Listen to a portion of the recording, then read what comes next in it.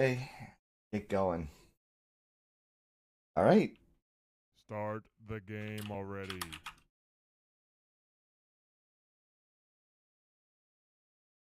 game one, and we're diving in. Cool versus TaToH. Cool in the desert finals. We have Cool spawning at 9 o'clock.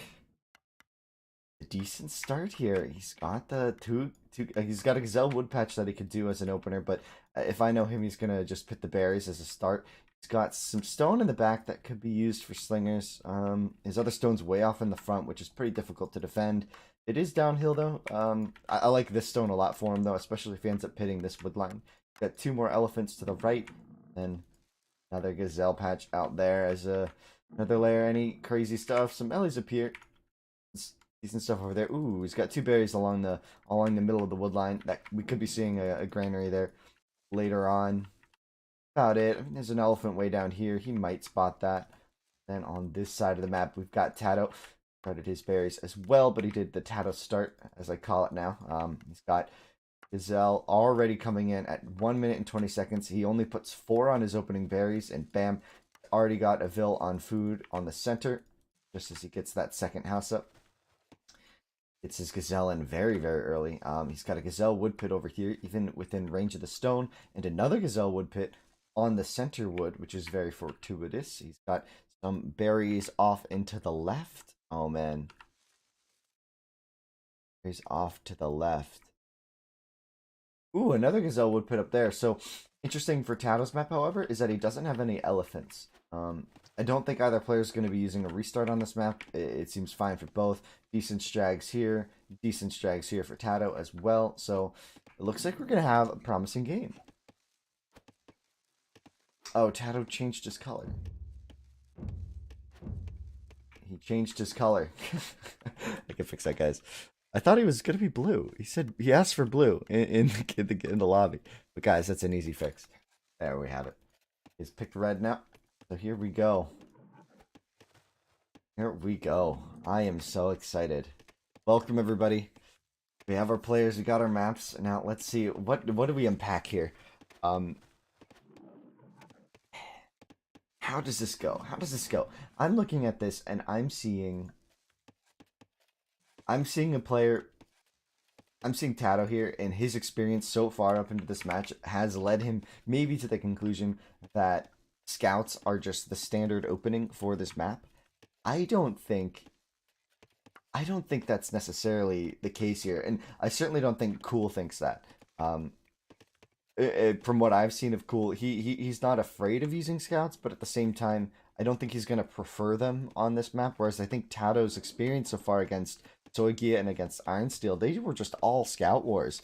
I'm interested to see if Cool can pull off a proper rush here with Axers potentially against TaToH. I don't think TaToH's really lost many matches to an Axe rush. I think Ironsteel got him once in the semifinals.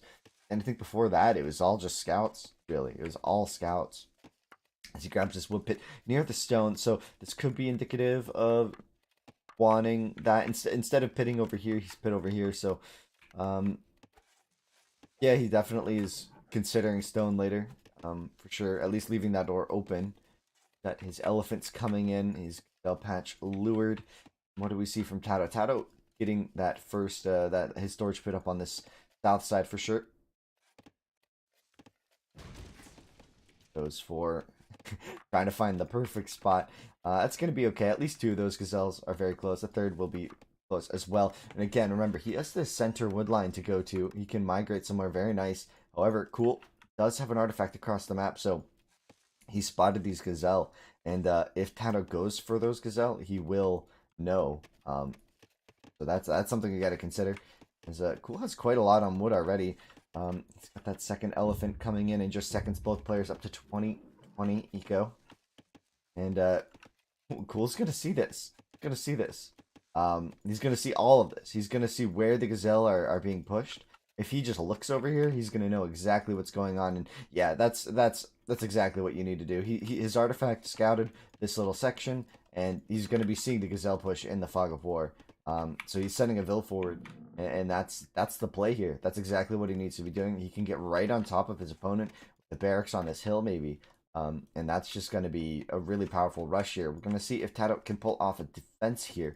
Again, if TaToH goes for a scout defense, I think it might just be too late against a properly executed tool rush. We'll see, however. I think he got a decent amount of food. Let's see if the economy stayed at 2020. Indeed, they have. Indeed, they have. And here's that first barracks from Cool. Yeah, it's just you can't miss the gazelle lure in the fog. It's just it's so obvious. You just see the gazelle running around, and so it's gonna be a rush here. Certainly gonna be axers. I'm assuming another barracks atop this hill. Question is, when does TaToH start doing his barracks? He has to respect this. Here's his barracks. So we're gonna have very close barracks. This could be a very fast game, guys. TaToH opening up game 1 here. Oh man. Very just cool opening up game 1 here with pretty aggressive build here. I'm excited to see how this plays out. Wow, even pitting his gazelle out here, wasting no time. So he really wants high food counts here, and TaToH sending these artifacts around the long way. Going to figure out where Cool is shortly, I believe.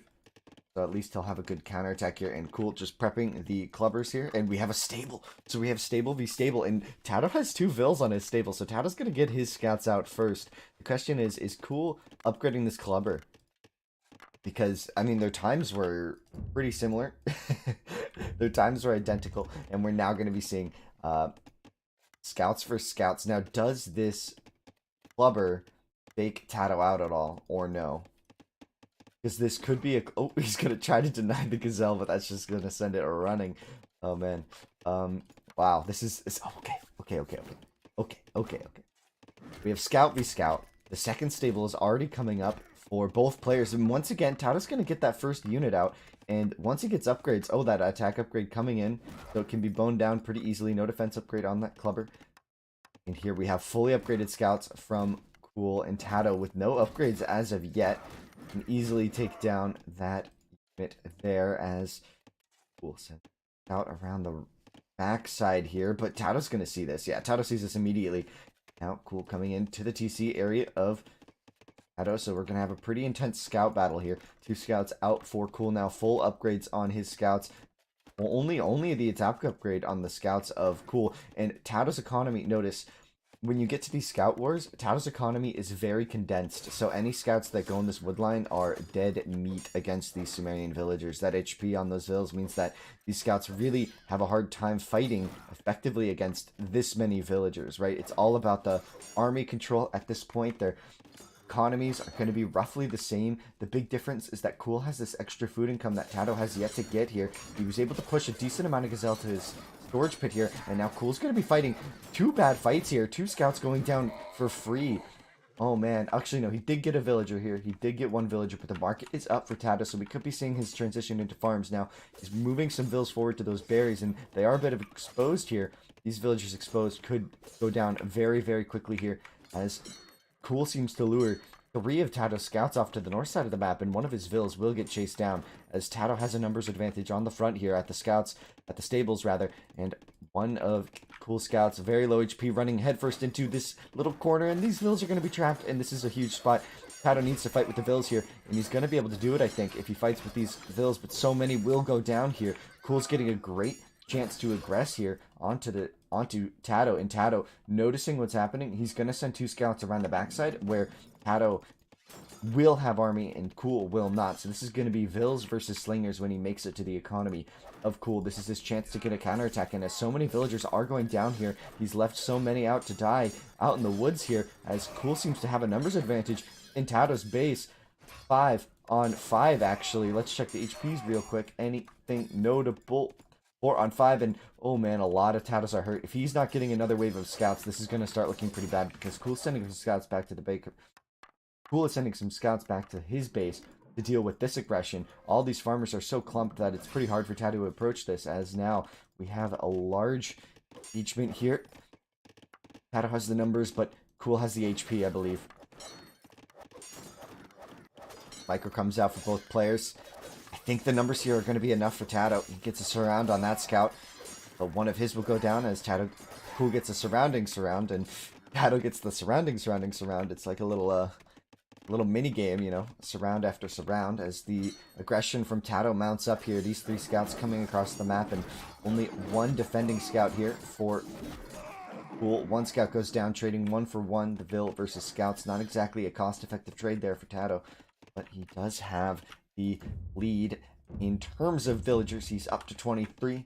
He's starting to get his farmer count going. The scout counts are pretty similar, but this is where TaToH will meet a wall off. Although there is a hole here, so TaToH could potentially get in. No, the hole is met. They're just playing up the hill, and that is now 3 on 1. Cool could still manage maybe to get something out of this, but he's got a perfect position. Oh, what happened here? He's got a perfect position to aggress. Whereas TaToH has to defend now with just scouts. Maybe TaToH could look to do a wall-off of his own here, because this wall-off is pretty formidable. He's going to have to deal with that at some point, and it could be a transition into slingers, but Cool can just keep sending scout after scout right now, and TaToH just cannot retaliate. I really love the positioning Cool's done here. The retaliation route for TaToH is just so unbearably long that it becomes it's untenable for him. He's going to have to maybe pressure this house wall. He could get this Vil, which would be good for him. The kill loss in favor of TaToH at this stage, 14-13 and then 11-14. So 2 of TaToH's units dying to lions in this game, and I believe one of them happened here, and another may have happened here, as this lion seems to have killed 2 of TaToH's scouts. And now we do see that stone wall off on farms of Cool as he moves to a storage pit down here with the cell and the wood line. Oh boy, the scouts from this is just such a big point, is that the scouts here can just keep flooding in, and TaToH has to keep dealing with this, and he's just gonna be an absolute nuisance. So certainly the stress level is on TaToH, and he's noticing this. I think he realizes what's going on. He's sending a Vil forward here. What are we going to see? I mean, a bowman here could be obnoxious. There is a spot, a pretty exposed spot. This whole stone wall is pretty useless if this house stays. So he's gonna have to invest some more into the stone wall here. But if TaToH gets a bowman here in time, I wonder what this Vil is going to build for him. That could be very interesting. As yeah, once again, Cool just flooding into these farms from those stables, and you know TaToH has to send his scouts back to deal with this, and Cool can just keep doing this. This is really a really good play from Cool here, as we do have these 3 scouts, all very hurt though, so fighting with Vils would be very effective defense for Cool, but Cool does have some Vils that are easily picked off here. I think the bigger point is that Cool keeps getting into this wood line, he keeps getting onto the farms, and TaToH has to keep dealing with this. He keeps running Vils away, and they keep dying. But he's getting scouts for it, so in terms of cost, I think this is more cost effective for TaToH at this point. Again, it's 18-16, and this is tough.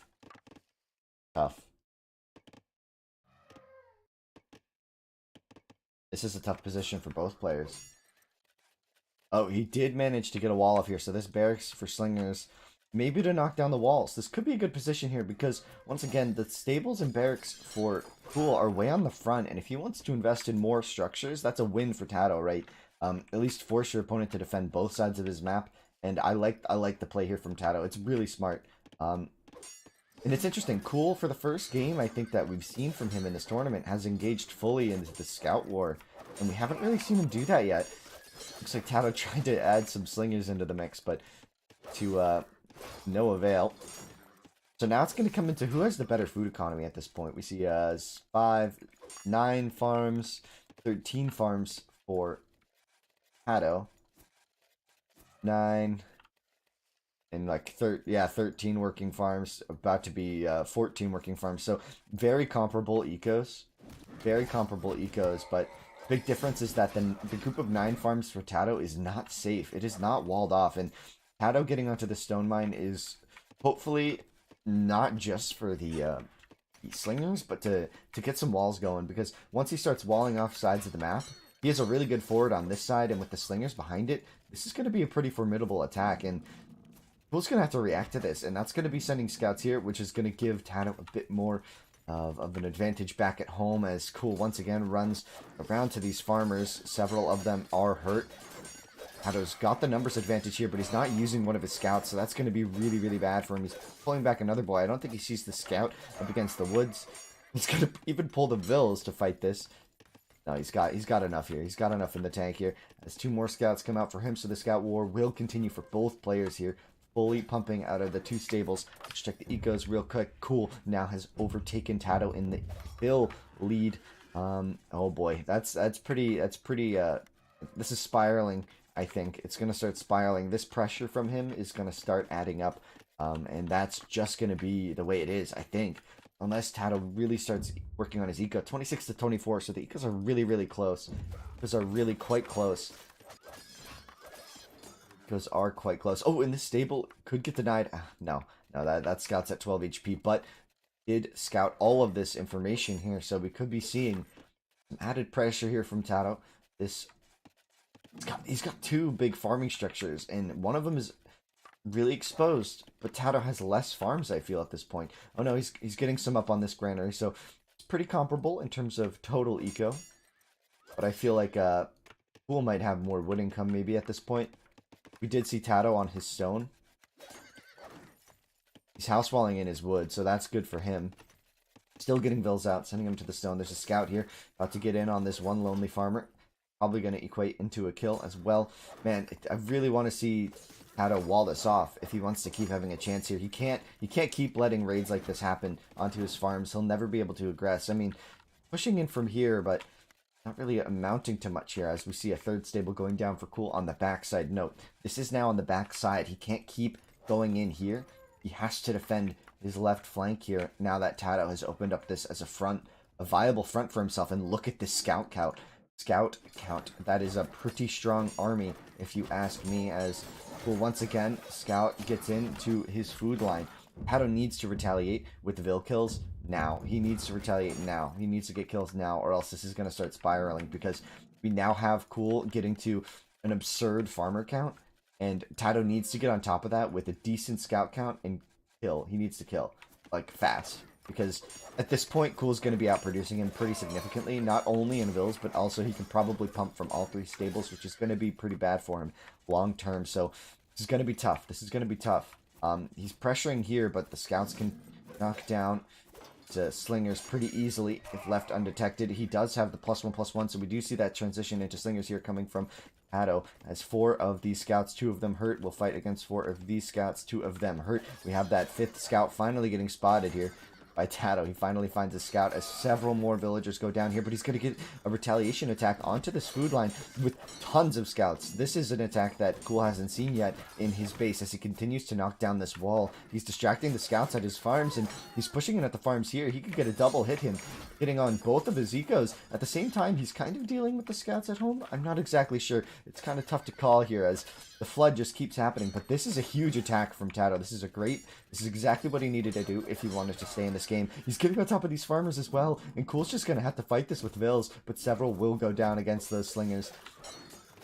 I mean, TaToH's really doing well for himself considering he's down so many Vils. The timeline, so even.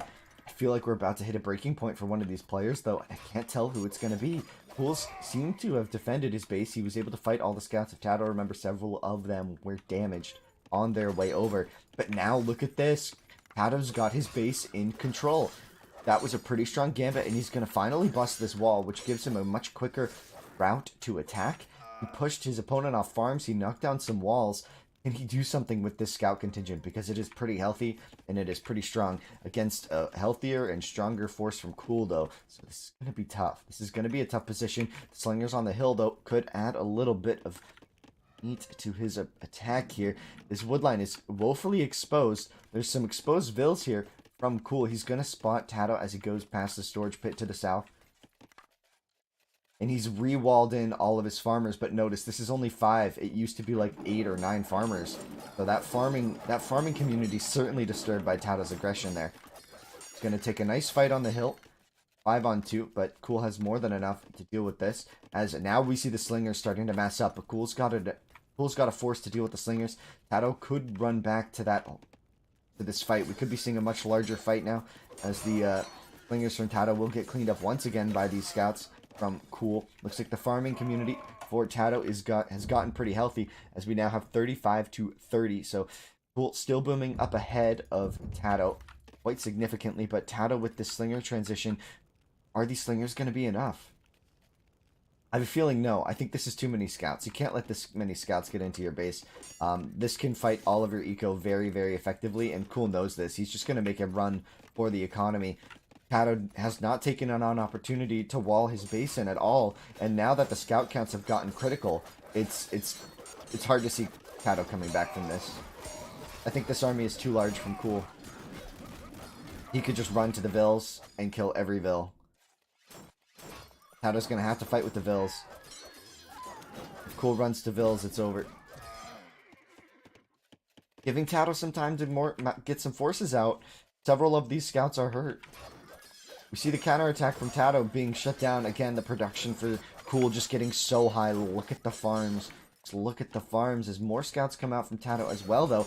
Cool taking a big fight at the farms of TaToH. He's going to take down so many Vills, though. Once again, the farmers from TaToH on the run. So many Vills going down. And I think that's such a killing blow, right? There's no way TaToH comes back from this position. There's no way, right? I mean, Cool's losing his army, though. TaToH still has farmers, but, I mean, 4 farmers. The 3 here. I don't know, guys. I don't know. That was a lot of Vills going down. That was a lot of Vills going down, and Cool is starting to boom up pretty big here. Pretty big here. The kill count's 81 to 62. Cool taking some critical fights here. 41 to 31, and that was the Vill high for TaToH. Look at the timeline swing. That was absolutely titanic. Oh, boy. Oh boy, I think this is the beginning of the end in this game 1. Remember guys, this is a best of 9, so not going down admirably maybe in game 1. We'll see though. Still clinging on. He's got some units to use, but no, he will be calling GG. 32 minutes in. A full scout war. Man, what a fantastic game 1, guys. What a crazy game. Holy crap, that was insane. That was insane. GG.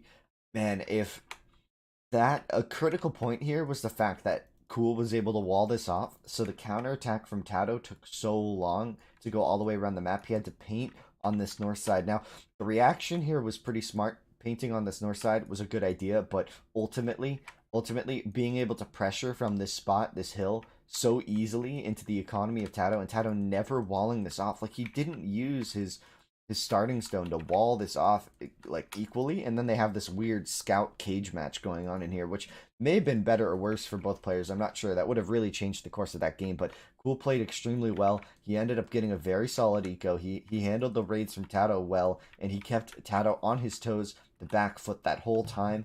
Let's see if Cool can repeat that and clinch game 2 in a similar fashion, or will TaToH be able to mount a comeback here? We do have game 2 on the way. That was a really close game. That was a very, very close game, guys. Whew. That was exciting.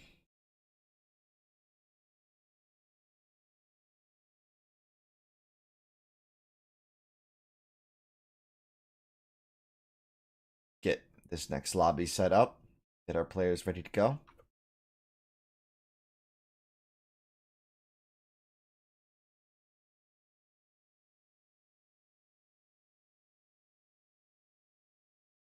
Oh, man, what a fantastic match. I just need to think about that for a sec. So, man, Cool just kept him on the back foot.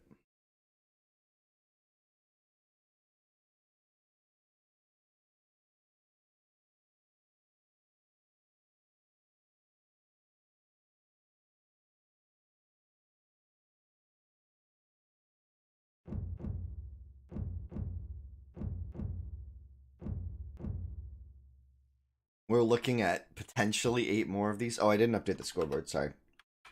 I'll get to that now.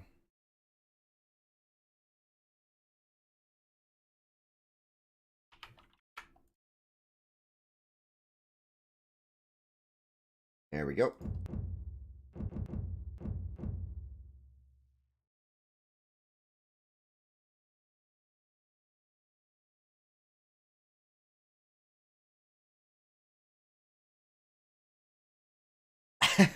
Thank you, ACCM. Thank you. Oh, man. What a fantastic match.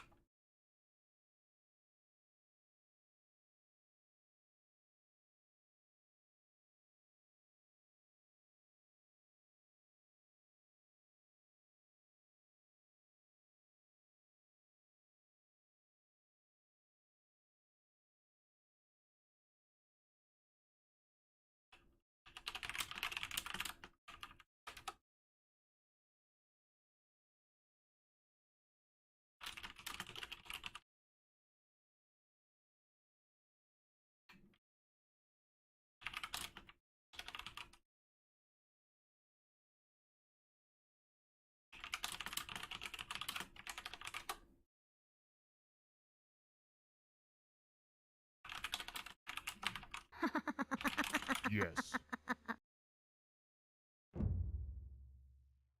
All right, guys. Game number 2 here. Yeah, it's this button, right? Yeah. Um, as we do have TaToH versus Cool. Game 2. Jumping in here. Oh boy. Oh boy. Oh boy. Oh boy. Just a note, guys. In game, the players. So what TaToH was asking about there was you can hit this bottom left button on the minimap. I'm like pointing to it, and it changes to friend or foe colors. It'll change your opponent to red and you to like blue or something. And that's what TaToH was asking about. So it's the players can change it. We have them color their. We have them pick colors consistently for our side of things, right? Makes things a little bit easier. Oh boy, and you hate to see that. The ruin adjacent to the TC is maybe one of the saddest things in this game. It does nothing because we're playing on Conquest. Yeah, he's going to use the restart. Yes. He's not finding the Gazelle.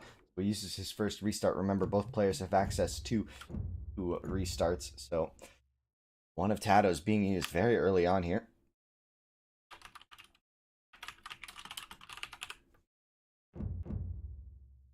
Get to a bit of a slower start here for game 2, but don't worry. We're just going to hop right in.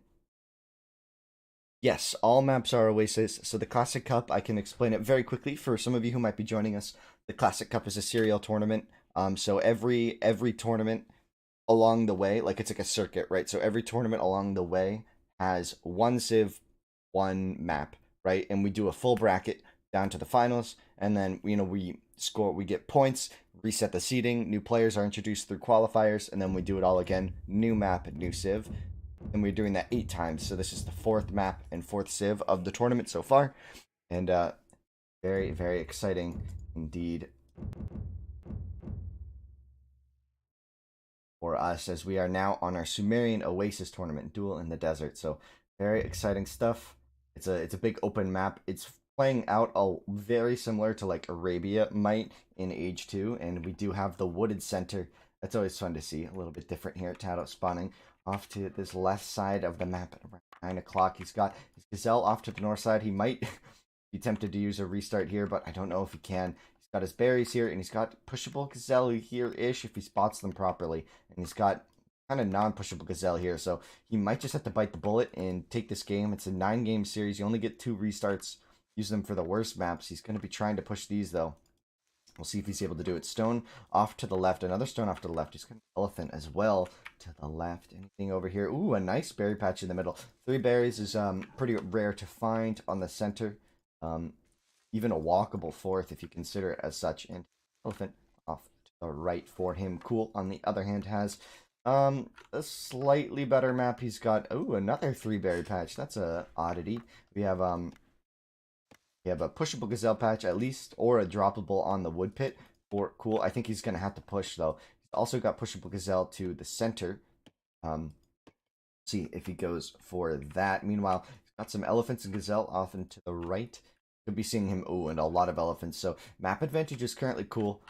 He's got 3 elephants off to the left and 2 elephants off and to the right.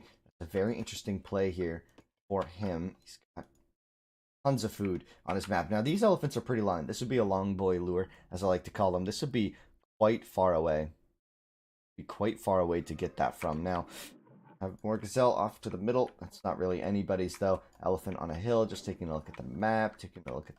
Interesting. The hill layout in TaToH's base is awkward. Restart being called for Cool. Oh man, TaToH is TaToH. I'm sure is happy about that. I'm sure TaToH is happy about that. Oh bye. Oh boy. Oh boy. Oh boy.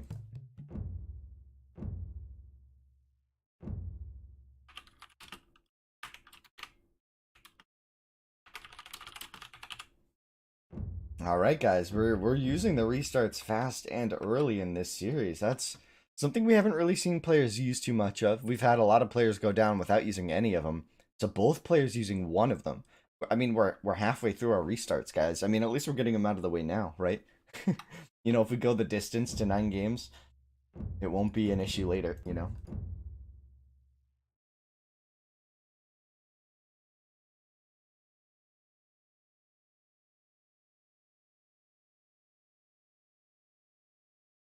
Why do you think still no one used Bowman versus Scouts?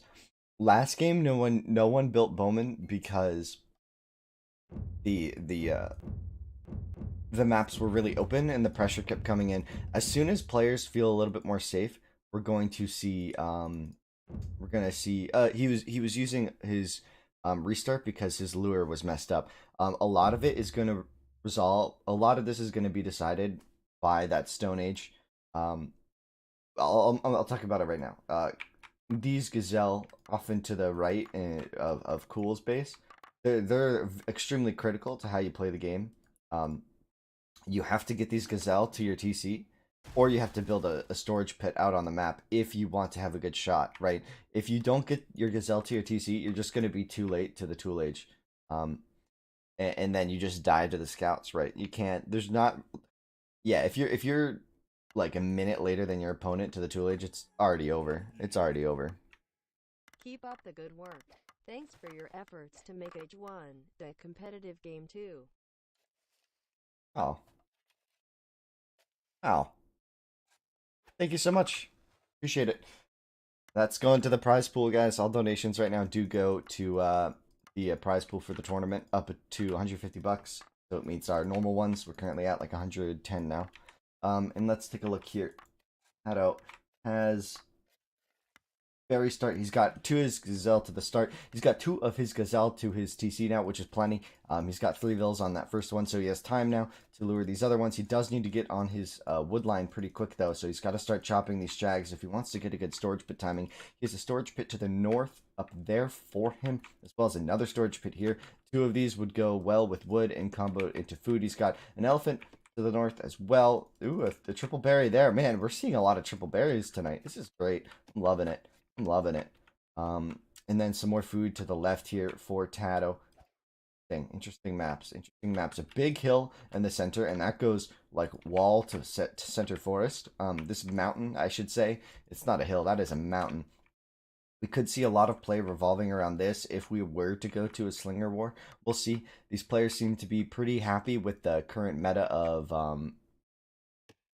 with the current scout meta. They've been very happy with that scout opener. Seems to be doing well for them. The openness of this map, the inability to wall your woodline or your farms in easily, has been a pretty big game changer in terms of just how players apply pressure. And I think scouts have been very successful so far in this tournament due to that as a good opener. And I love seeing that as now see a builder coming forward for Cool. This could be either going to this middle berry maybe. No, he's not going to be dropping a granary just yet. He needs to start considering his storage pit location. He's looking for food. Did he spot these gazelle? He may have missed these gazelle. They're right there. Those are pushable to TC. I can't believe he would not try to push these if he didn't spot those. Gonna spot that center wood line now. TaToH's economy is looking a little bit better here. Looks like Cool messed up his lure again. He used his restart to only get 4. Oh, there he goes. He's getting him down. That's a lot better for him. There he goes. That's actually a really nice lure now. So looking solid there for Cool. It just took him a while. It took him up to 4 minutes and 40 seconds to get his last 2 gazelle in from that first initial patch of 6. So it's quite an effort there from him to finally get those. TaToH now getting his last 4 in as well. But these have been here for a while. Yeah, he's soaking up those. Let's see. Let's see. We're gonna be seeing where TaToH builds this storage pit.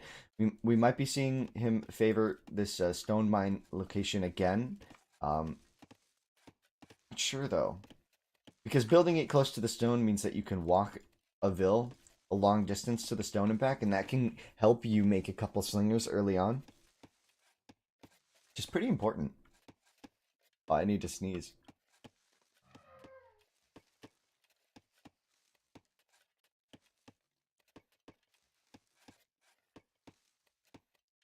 Okay, excuse me. Now we're back. We're back. Okay. Okay, what's going on? Okay, so Cool got an elephant. Where'd he get this from? Oh, it was right here, right? He had an elephant, like, around down here, and he was able to spot that with his Vill. Grab that in. Now he's pushing his gazelle to this woodline over here. Even a lion joining the party here. It's a huntable... It's a huntable treat, but they do scare gazelles, even the carcasses. It's kind of funny. So that gazelle getting a little spooked there. Now, sending most of his villager economy over to here. Kind of similar. This is pretty reminiscent of that storage pit that we had from TaToH earlier in the previous game, right? It was His economy was very much so centered around one storage pit. We'll see if Pool takes this time to move his whole economy there as well. We'll see how this goes. And TaToH has a similar opportunity this game to just migrate his entire economy around one storage pit. As an opener, this makes sense because those early scouts can be really deadly to like lonely vills, right? One on one, the vills stand no chance, but as a group, the villagers can fight against things like scouts and axers more effectively, especially Sumerian, the civ that we're using in this tournament, has an extra 15 HP on their villagers, meaning that little bit of extra health makes them a lot more durable in these early tool game skirmishes, which is why you'll see a lot of times players fighting with the vills rather than pure running. And because this map isn't wallable, we see a lot of that, right? We see a lot of ecos being run. It's more difficult to wall this wide of open of a map. We'll see if we get any wall offs this game. In the first game, we did see nice double lure here from Cool. Gotta watch that HP though. Taking 2 hits already. He can only take 4 hits from these elephants before going down. Ooh, that's another hit. Uh-oh, he's gotta be careful, man. He's gotta be careful. Every time he turns it's close, but he's gonna be able to get it. That's not particularly close. This lure certainly could have been more crisp, as it looks like he's gonna be doing slingers. Do we see stone being mined? Yeah, so he's gonna go to the stone mine, so he's gonna be doing slingers now. TaToH might be thinking that the aggression is coming in once again in the same fashion. We could be seeing him going for stables. Now, a really interesting thing about slingers versus scouts is, at this point, slingers are very vulnerable, right? If TaToH had a proper scout rush coming in right now, the scouts should be in around 10 minutes game time, right? And slingers start coming out at a similar time, right? Like 9:30, 9:40 is generally a decent time to get slingers out, right? And we do see Cool doing that now. He's getting his slingers out. He's going to explore one to either direction, so he's not particularly scared of the rush here. Now, the difference here is TaToH's going to have a fast, strong unit that will go down very, very quickly to a group of slingers, right? It's very difficult for one scout to approach like 5 or 6 slingers. It's extremely difficult for like 4 scouts to approach 20 slingers, right? And honestly, the cost is pretty similar when you consider the upgrades. These early scouts need to be on top of your opponent very quickly, and it looks like he's going to be pushing forward now. He's going to meet that first slinger. He should see the upgrade, and this, like, look at how well this slinger did. Honestly, considering its unit, it did half that HP of the scout, right? I mean, 2 more hits and that scout's at half, and that's just kind of how this trade goes, right? Slingers do a lot of damage.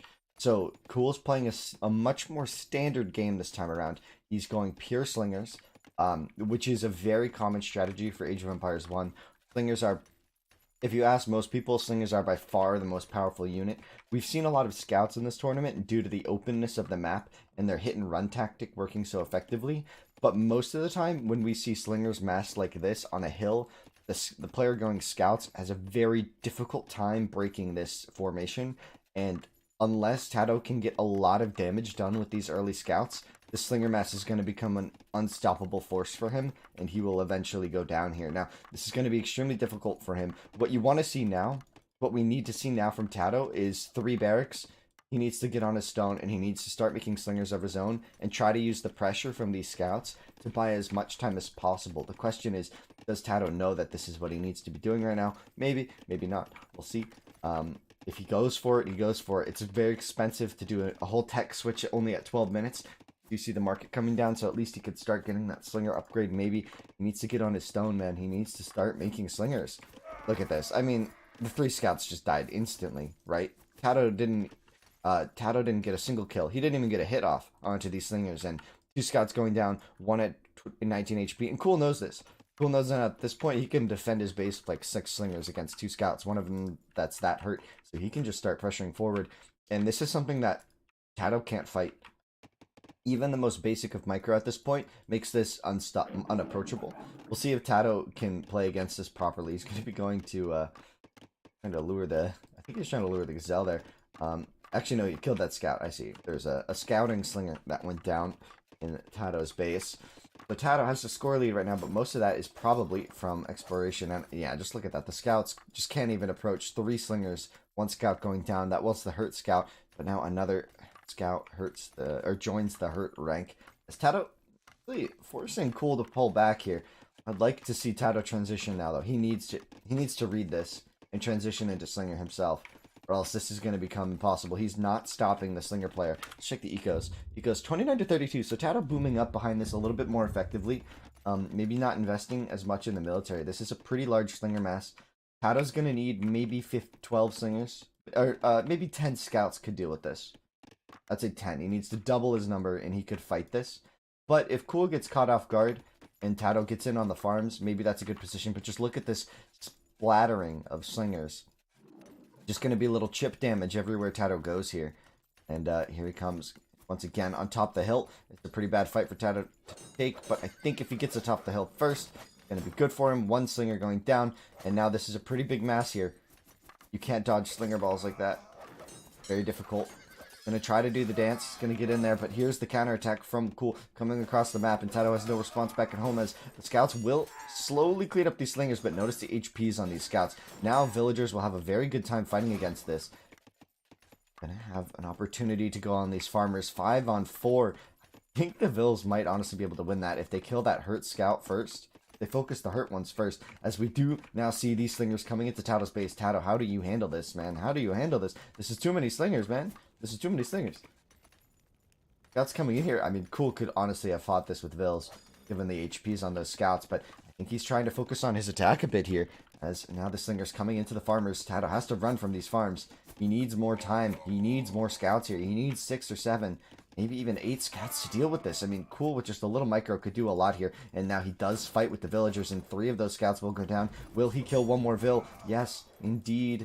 One more Vill goes down, and finally that scout goes down. So pushed off his farms for a little bit, but the economy from Cool is still pretty solid here.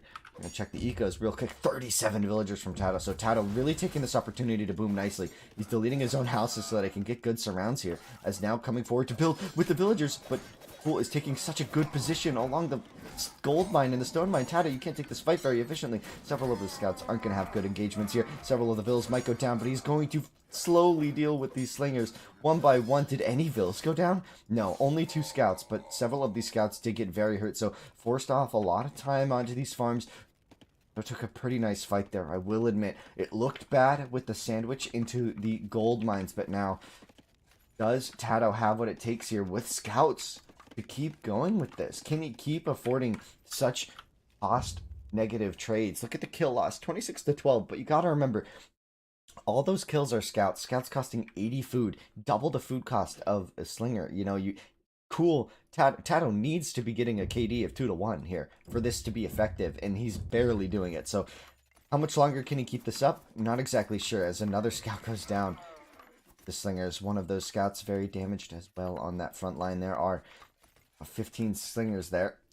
He's got to get, yeah, again, he needs another 2 or 3 scouts here. He's prioritizing his villager production, which I don't disagree with, that's for sure. But I mean, if TaToH mixed in a couple of Slingers here, this could make a really nice fight. He's going to try to fight on the hill here. He needs to just not, he could just fight. Fighting downhill with scouts against Slingers is the same as fighting on flat ground, so it doesn't really make a difference. But giving the hill, this is bad now. Fighting uphill against Slingers with scouts is very bad. That's a very bad trade, so he cannot take it. He's going to have to wait. He's going to maybe go for the sandwich. If Cool comes forward, TaToH could find himself in a really good position here to pinch these Slingers against the woodline, maybe do something similar as he did to the gold. He's got a decent scout count here. He's making that 3rd stable. Another mass being built up at home for Cool. Let's check the ecos. 42 to 32. Man, TaToH is booming out of his mind. He is not letting up on villager production, and now something interesting is last game we saw Cool win it because of the pressure he was applying to the economy. This game, neither player has had any real pressure on their eco. There was 1 run onto the farms from TaToH and 1 run onto the farms from Cool, but no real Vill kills being done, as I think TaToH knows where this army is. Does he see that? He should see that. He's going to see it now. Gonna see it now. He's got plenty to deal with this now. He can get such a good surround here. This is gonna be such a good collapse from, oh man, I'm so excited about this. We're gonna see so many Slingers die. Nothing is more satisfying than watching Slingers go down. Now, this is a fight that TaToH can't take anymore. Those Slingers on a hill are gonna start dominating as Cool's reinforcements do show up. Does TaToH have more fuel in the tank? Certainly. Certainly more scouts back at home for TaToH. Now this is another opportunity. So this is the speed being used to his advantage. Man, he is doing a lot here. Doing a lot here. The ecos, man, Cool's actually starting to catch up. You know, he used to be 10 vills behind. Now he's only 8 as he can start pressuring these stables. TaToH, I think, needs to just engage on this. He can't let these slingers hit his buildings. Slingers have a bonus damage against buildings, so they are going to be taking care of these rather quickly, decisively. He could trap these slingers, though. He could trap these slingers against this wood line. Oh, this is going to be pretty juicy again. Deleting the storage pit. He's going in with one side, coming in on the other. Maybe delete the barracks, TaToH, if you want a good shot at this fight. Several of his scouts aren't doing anything. He's going to delete the stable. Oh, no, man. Oh no, he's going to have to build another stable. I guess he's got the 2, but if he gets a decisive fight here, this is going to be everything to TaToH. We're seeing down these slingers. Cool. Trying to get them into that wood line. This is so tight. If he gets it into this wood line, you can't approach this with scouts very easily. It's going to have to be one single file scouts. Single file scouts. This is such a good position for Cool to be in, as he did lose all of his slingers there. Almost all. Several of his slingers will just exist in this wood line. TaToH did chop through. Cool has also chopped through, so this is now a weak point for both players. This is when you usually see players, when you have this little ring of water. Something that you guys should note, if you're not particularly familiar, this is deep water. None of this is is regular water, so you can't actually build a dock on the center in Oasis. But you can run units around this little edge, single file. So what you need to do at some point is either wall this or attack along this. And we do see this just waiting slinger mass here, and TaToH's just going to have to deal with that. He's going to take this time to counterattack, but he could get in here, man. He could get in here. No, he's going to get the wall off done, isn't he? Yeah, he gets the wall off just in time. This is a huge slinger army. Now, there is a house exposed here. There's a house here. He finds it. Can't take the fight with the slingers behind the wall. And these slingers from Cool are still just hanging out behind here. Don't forget about them. They're going to prove... They're going to have a moment to counterattack at any moment. 4 stables now for TaToH. He's really investing in these slingers, and now we have a fully walled slinger player. And look at Cool even walled it, like I said. He walled it, and now this is always an opportunity for him. It's also an opportunity for Cool, however. It looks like at this point, Cool has mined enough stone to basically do whatever he wants. This north side is a little unprotected, though, so looks like Cool's going to try to bronze. Cool might be trying to bronze. He's collecting gold. He's on his way to bronze. He's bronze. For 25 minutes, Cool has hit the bronze age. TaToH has invested so much into these scouts, but now there is an opening here for him, but we're going to start seeing those camels come out. Camels are certainly the next choice. He's on gold, so that's going to be tough for him. TaToH, is he in position to fight this? Is he in position to go bronze himself? He's on gold, so he's on his way up to bronze as well. Oh, we have a little quick pause here from one of our players. No problem. AoE score, highly influential by small things like most tech, most explored, biggest armor. Yeah, the score in Age 1 is really not important. The biggest thing to look at is the eco, like your Vil highs, right? Vil high, gold collected, and like your kill loss. It just like, you can see the score differentials at the right side. It's like, Yes. for 10 more Vils, TaToH's getting like 70 score. And then there's things like, most tech is giving him 93 points. The score really doesn't matter, guys, as we do have the unpause coming out now. Now, that is that third stable going up for Cool. So I think you're going to see transition from Camel into Chariot, maybe, unless there's a big transition from of Camel when TaToH gets to bronze. He's mining a lot of gold, so he's certainly clicked. He's going heavy onto this gold, man. So he's close to that bronze age. Now he's got this big scout army, but it's not going to be very powerful, except against villagers, especially. So once these scouts get the next age of tech, they actually become absurdly powerful against villagers. Not that it's what you want to be doing, but it's an option. We'll see. Looks like Cool's getting ready to wall this. I mean, hasn't though. I mean, he is open here. Actually, no, he's not. He actually walled this with storage pits. Now he's pushing out with some camels. So TaToH is up to the bronze age, but no wheel for him yet, so he's going to be very vulnerable to these camels who are coming around this north side. It looks like Cool might spot these Vils and get some free kill-ins, but this is going to give TaToH a bit of a warning. It looks like he was coming over here to wall it, but these villagers are not going to make it in time. Did he spot these camels is the question, because these camels are about to get in, maybe onto his gold. His scouts aren't in position to help. Camels have a natural bonus against all horse units, so it's going to be a pretty efficient fight for Cool for the time being, but we're starting to see the camels defensively for TaToH as well. he does have +4 armor, so he's going to actually do very well in these fights as... Ooh, starting to flood into here. Got some camels in TaToH's base now. This right side. 4 camels coming in onto these farmers. With, no attack upgrades. And TaToH has that armor upgrade, so that's going to be pretty good for him. Interesting play here. As we do have the boom coming in from Cool. He needs to catch up in his Vil count a bit. He's 6 Vils down currently. Caught up on the timeline quite significantly here. TaToH has now walled this with medium wall. At some point he upgraded to medium wall, and he's starting to get his boom on. His second town center coming down now as booms are coming in. These multiple TCs, this is when this game starts to really, like, kind of get out of control, right? This is when this game gets unhinged and wild, right? Multiple TCs, these economies are going to get very, very large very, very quickly. We do have this match going the distance, almost. It's almost the distance. If a player doesn't fold in the next, like, 3 minutes, TaToH might fold under this pressure. We don't know just yet. The raids are out, but I think TaToH's got what it takes to fight these. We'll see. We'll see. If he can get this walled off, this is going to be a great position for him. If he walls this side of the map off, and he's able to fight everything on this side, this is probably a good position for TaToH. Right now, it's a kind of a bad position, as these camel raids are pretty significant. He has to deal with a lot of Vils being lost. And this is a chance for Cool to take the Vil lead away. So once again, TaToH losing that Vil lead, and that's tough. He's got a bunch of scouts, not really with anything, however. Gonna attack or defend with these. Does he attack this side? Cool's coming forward to wall. He could totally shut down the wall of Cool and then wall it himself. He's got some idle Vils around around his base, but he's got the camel count. I think both players have +4 armor now, so I think TaToH's got the camel count. It's hard to say right now. We got 10 on 10 roughly. Some extras in the back here for TaToH. TaToH with 4 stable production. Take a look at that. 4 stable versus 4 stable. So both players with a decent stable production.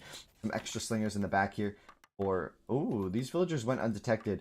But that means maybe these scouts went undetected, and scouts with +4 are pretty difficult to deal with. This could be a huge raid here for TaToH. TaToH forcing his opponent Cool off the wood line, and a huge fight here. It's hard to tell which camels are which. Their coloration is very small, but you can certainly see the little red, the little yellow backs that they have, like their shoulder color armor. Their gauntlets are red and yellow, I guess, as we do see Cool making a decent fight. Both players with +4 for +4. Full storage pit upgrades here. Big fight here, but again, these camels are just going to shred these guys. Look at the damage. But does he get Vil kills for it? Yeah, it looks like he's going to get a little bit of damage in with the scouts finally going down, so that's going to put the kill loss in favor of TaToH still, with that Vil high pools. So TaToH's got some work to do if he wants to keep up with the boom. And now this is when we need to start seeing rainbow armies. This is when so camels are good against cavalry units, right? Other units really beat camels, right? So how long will these players continue making camels? How long until someone tech switches into a more efficient unit? Camels are extremely expensive. They take a long time to create. So it's going to be interesting here. You see some big engagement still in the middle of the map. The boom still going big for both players here. This is an incredibly good match of Age of Empires right now, guys. This is something we have not seen in a long time. Bronze Wars with full camels after a full scout rush. Man, like this is a long game. We're at 35 minutes and we're into that big boom bronze time. Big boom bronze time. And 14 Vil lead though for Cool is pretty significant. Gold collected, pretty similar. The timeline looks like kind of mellowing out. Direction is certainly in Cool's favor. We'll see though. Does TaToH continue to produce camels at that rate? Like his farming eco is a little bit weaker here. He's got some camels scattered around his base due to the raids. Once again, TaToH vulnerable to raids. We see the range now for TaToH. CA get mopped up by this many camel riders, so it's like pretty difficult to justify chariot archers, which is the only unit you can make from the range. Looks like he's going to be trying it though. They do cost wood, which is a very high value resource on this map. Like TaToH has no issue with that, and we do see more stables. So Cool fully committing to the stable push here. He's got so many bills on gold there. Wow. Sorry, I meant on the wood. And now, as we look over on this side of the map, oh boy, this is starting to get really chaotic. The raids are just so much here, though, for Cool, and man, I don't know if TaToH can withstand this much pressure. Can he hold this up? I mean, he's got loads of camels just idling around his base. He's made some bowmen. I mean, not a great unit for this situation. Great unit. I think TaToH's got a significant army here, though. I like that both players have just walled this side of the map and they've agreed that this is the front. I would love to see TaToH, like, I don't know, walling behind these stables. At least protecting this side of his eco. And fighting like this on this side. Currently, he's not doing such, and that's giving Cool a bit of an advantage. Man, this fight is all over the place. I think it just looks crazy, but really it's TaToH with a ton of camels chasing, like, individual camels from Cool. Like, that's most of what's going on here. Like, there's one camel left here for Cool. As it gets completely cleaned up now. So TaToH's able to move out with his main mass here. Able to move out with the main mass. Oh boy, this is a lot of camels from TaToH. And I don't think Cool has the numbers to fight this in a real battle.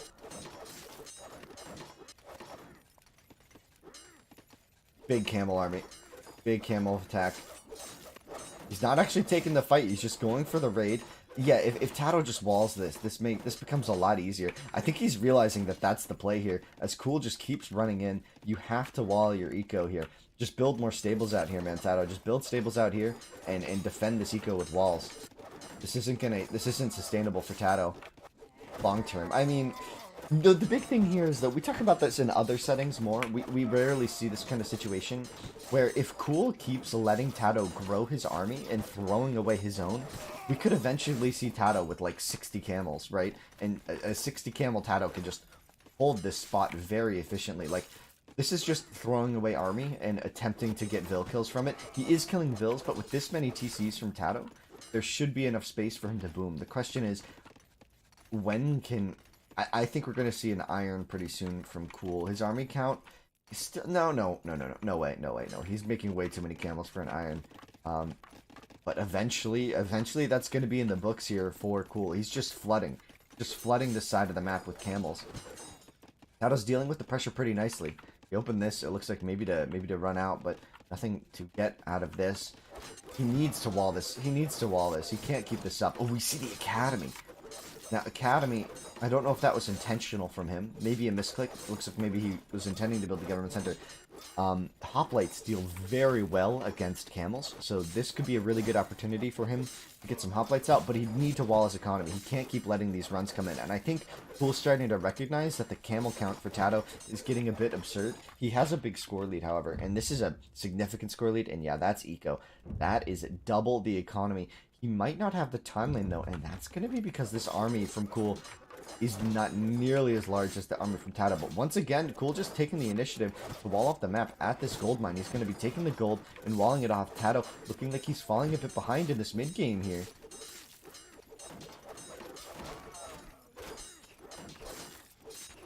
And Bowman being thrown into the mix for some supporting fire. Not the best unit of choice here, but looks like he's going to be going for it. I mean, camels don't have pierce armor, so Bowman doing a little bit of chip damage in the back. It's another unit that you can add, and here's another run from Cool. Who's surprised? Nobody. It's another run from Cool. So he's going to be running this eco again. TaToH really needs to wall this off. I mean, he's had 3 opportunities now to do so, and every time he hasn't, and every time Cool has just run in to him, just like that, and he's still... Oh, that hurts. You hate to see that. TaToH idling so many camels on the north side of the map. So many camels on the north side of the map. I mean, that's huge. There's the temple. We could be seeing Priest on the backside here, and the Iron Click. So, with the Iron Click, what does that mean for Cool? Well, an early option here is with the stables. You can introduce some elephants early. Transition into Scythe is a very smart idea as well. We could see some siege workshops to deal with buildings. Sumerians, one of their best units for Sumer is their best unit is their catapults. Their catapult line is extremely powerful. We don't really see it on Oasis too much because this map is so open that, I mean, there's no need for a catapult here. You know, the camels are just going to win. It's such a unique game of Age of Empires, man. This is wild. Oh, that's a really good point, Epid. I didn't even notice the HP. TaToH didn't do nobility from the government center.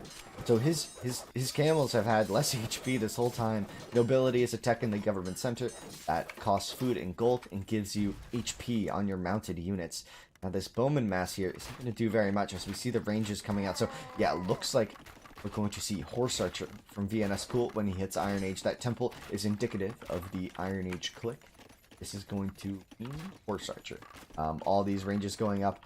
The towers going up on the front here. He's mined enough stone for it. This is when we could see a Siege Workshop, and there we're going to see it from TaToH now, so we're going to get a chance to see that unit. The Stone Thrower, at least from TaToH, because he's in no position to iron at this point. The economy, 3-1.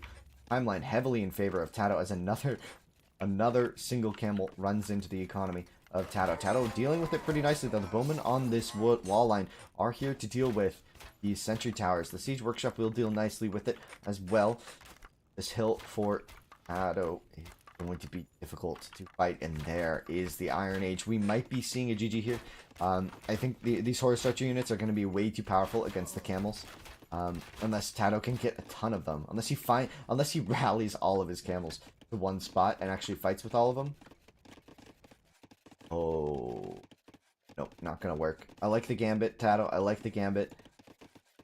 It's not going to work. Cool thought ahead. He walled it as well. Both players realizing the need to wall that little spot here.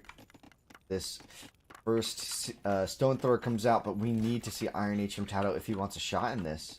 The economy from Cool is just so bustling. We're just going to pan over his city, guys, as we see. Yep, the elephants from the stables. Going to push out to deal with this. Now, that is going to open him up a bit. And here come the Horse Archer. So this first pump is going to be ginormous, and that should be... It's kind of going to be a GG moment, I think, for TaToH, as that Horse Archer first wave is going to be so dominating, especially with 1 or 2 elephants in the back to help, or in the front, rather, to help. If you see Guard Tower coming in now. I mean, Cool's just got it all here, and there's the GG. Yeah, he can't deal with the Horse Archer in the back line. What a match, guys. Jeez. 2 games in. What an incredible series so far. Holy crap. That was a 47-minute game, guys. Wow. That was an unexpectedly long match. We rarely see games go the distance like that. But Cool playing such a raid-heavy style, and then TaToH playing so reactively, but also open. Very interesting. Let's not forget that started with Slingers versus Scouts. Several amazing collapses by TaToH to really not lose to the Scouts. To the Slingers, rather. Fantastic matches, though. Fantastic matches. Wow. And that's only game 2, guys. We have a best of 9 lined up, but Cool is already up 2-0. So, I mean, I wouldn't say that that's super, that is not, like, I wouldn't say this is decisive by any means. The first game may have been pretty solid. The second game, really not until the Iron Age, which is, that's tough to call decisive by any means.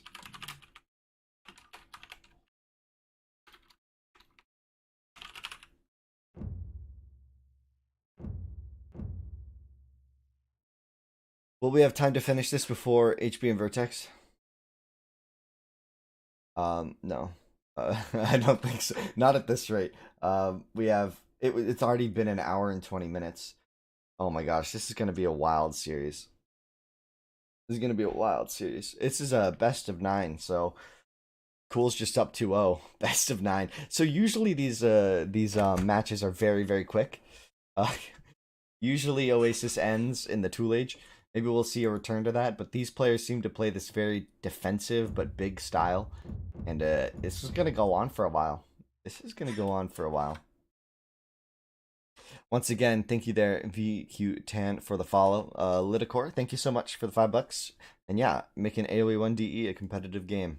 It is a competitive game. It's kind of fun to see this, though. This match is certainly something special already.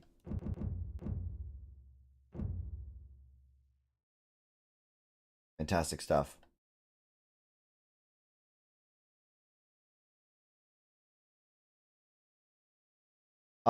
Can if HB, if you and Vertex are around, can we just do after, like after that, like directly after or something? I don't think this is gonna take that much longer. It shouldn't be too long.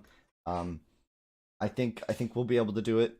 I think we'll be able to do it in time. I don't think this is actually gonna take the full. I scheduled this for 3 hours, right?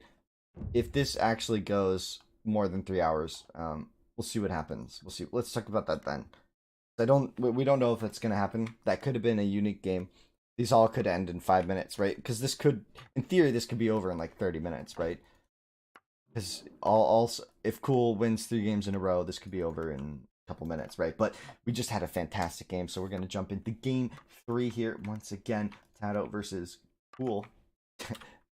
Damn it, TaToH keeps changing color. There we go.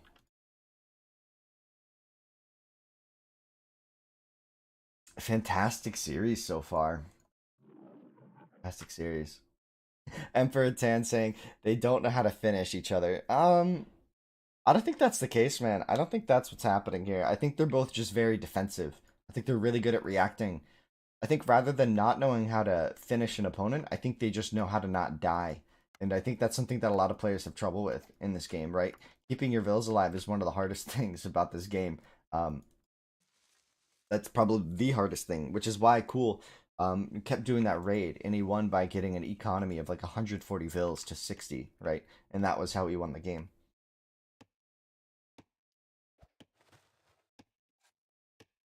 Now let us see. Ooh, Gazelle Lure coming in here for TaToH.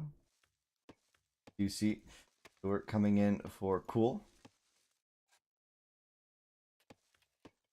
Man, it's so wild to go from such like a hectic, chaotic game to such a passive and peaceful start. Once again, back to the beginning. Go.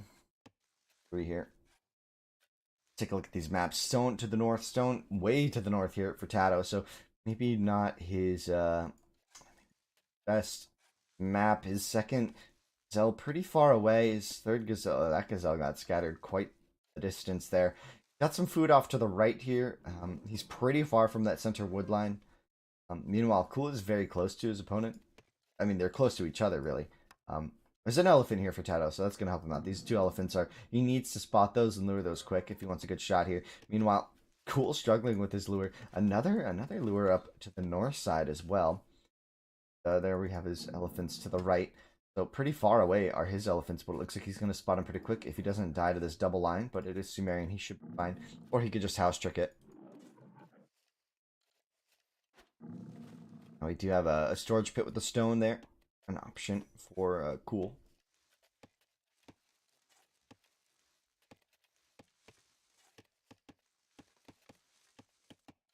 Been wild. Absolutely wild. That last game was chaotic as all heck. I'm just like I just need like a minute to recover mentally, you know? Looking at these vills, walking so slow, everything so peaceful.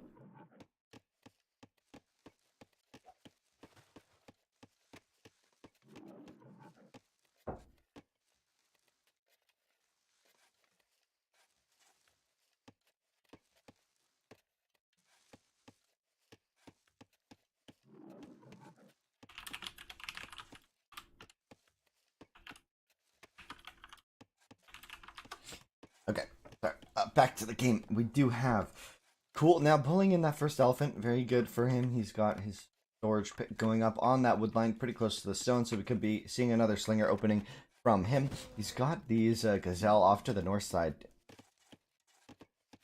Very lag, he's saying. Wonder.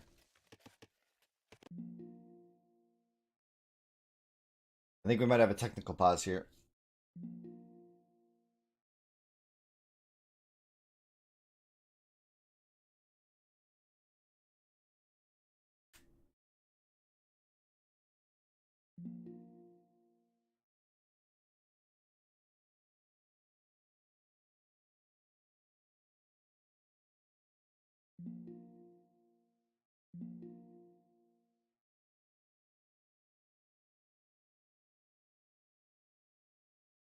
So we do have a quick technical pause here, guys. Looks like Cole's having some issues with his GPU.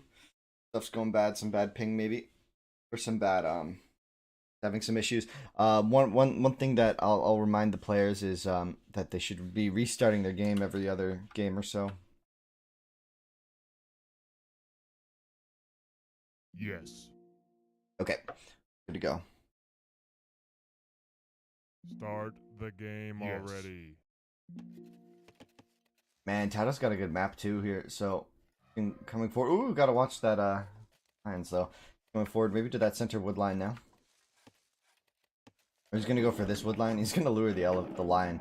He's gonna find that elephant hopefully. If he spots these elephants, this could be why he built the storage pit here for an easier lure. Although he could have done it on the other side with the gazelle lure and then pulled the LEs around. See, however, what he goes for, as we do see that second lure coming in for Cool.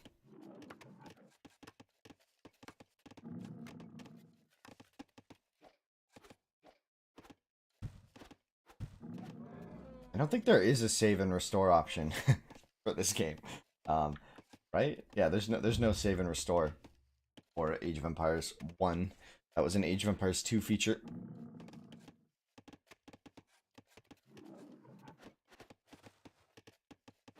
TaToH moves out here. He's just gonna pit these. He's just gonna pit it. I mean, I respect it, honestly.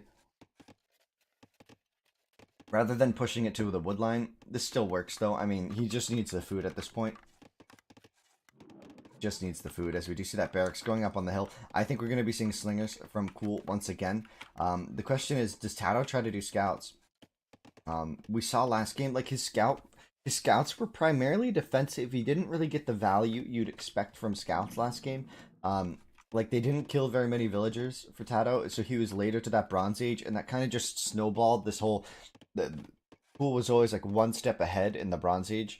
And that all was because his scouts didn't get the same value that the slingers did. Like, the slingers, at least, were extremely defensive, and they served their purpose. Whereas, you know, he had to take really good fights. He had to make a lot more scouts to deal with those slingers from Cool. So, I wonder if we're going to see TaToH mix it up a bit. Looks like not, though. With this many on food still, and this many on wood, this is like, he wants to do 2 stables as his opener, I think. Check the ecos real quick. 20 to 19. So this time TaToH going even a bit smaller here. Up to that village. And there is that first stable. Okay, so Cool also doing scout as an opener. Very interesting. Very interesting. This game does work on... Nope, this game is dedicated server. You see 2 stables once again for Cool. So we're kind of... This is more reminiscent of game 1. However, this time around, Cool isn't on top of his opponent like he was the previous time. Interesting. Have that next Ellie lure coming in for TaToH. So he's got to defend this area of the map at all costs, as that first scout coming across the map, full upgrades on it. Cool. He's pushing over. Oh boy. He's gonna miss. He's gonna miss it with the positioning here. He's coming forward with 1 vill to maybe build a wood line on the center, and he's gonna get spotted the center of the map here. TaToH, you gotta react to this, man. Gonna lose a vill so early. Oh boy, that hurts. That hurts. He has to go either reciprocate or defend now. And Cool's already getting a nice wall off here.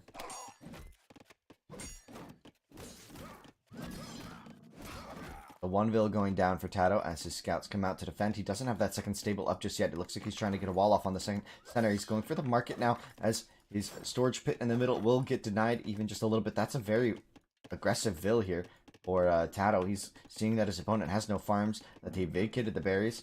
Over to the right is the entire economy of Cool, but once again, Cool is very clumped up. He sees that he's going to go fight the scout. 2v1, and now, oh my gosh, so many vills going down. This is looking pretty decisive here. Such an early lead here for Cool. 3 kills, 0 losses, all villagers. He's up 2 vills now because of this. I mean, this is a pretty significant advantage if I have to say so myself. I mean, can TaToH come back from this? With good micro, yes. This isn't insurmountable. It's just extremely difficult at this point for TaToH. He's going to have to defend his farms off into the right here. Maybe it would have been better to just do the granary and transition your entire eco here. I think it's smart to keep your eco together against scouts. They're very good against picking off lone vills. This is funny. got 3 scouts against 2 here, but fighting the lion are cool scouts. So TaToH taking a nice 2v1 here. See if he's able to take that guy down. Full upgrades for both players now. Onto these Tool Age scouts. This Vil coming back home for TaToH. He's moving to the woodline as a whole. This is a smart move. Keep your Vils together. He's got to defend this guy. He still doesn't have a second stable, guys. So the production here for Cool is a lot higher, but it looks like maybe he's struggling to produce fully from 2 stables. He's prioritizing the Vils. And now TaToH's on the food. TaToH's on the woodline here. He has an opportunity. The Lions, once again, joining the mix here. Been pretty disruptive, to say the least. Looks like Cool's looking for a hill, but it's not going to be enough to save that guy. As another Vil will go down. I mean, man, Cool's just killing so many villagers. Just killing so many Vils every time. And TaToH's going to just engage with the scouts here. He didn't even get a Vil there. He got 1, actually. There's another very hurt Vil. TaToH's going to go for it, but he's going to click the wrong one. Very, very close, though. Very close indeed. Not very many hurt Vils on the side of Cool. Just that one. Looks like he's going to take a bad fight uphill. So Cool's going to retreat here. 2 on 3. 2 on 3 on this right side of his base. That hurt scout could potentially get a Vil on this woodline, but it's just going to get boned down if he aggresses. So maybe not the best move, as Cool takes a 2v1 here. Goes down quickly. 2v1 front here. 4. Oh, a lot of scouts here for TaToH now, but 2 of them are very damaged. So Cool potentially could take a fight on the hill. Looks like he's going to be doing so. Baited back. Now Cool is the one up the hill for that scout, but oh man, this is so awkward. This is so awkward. So awkward.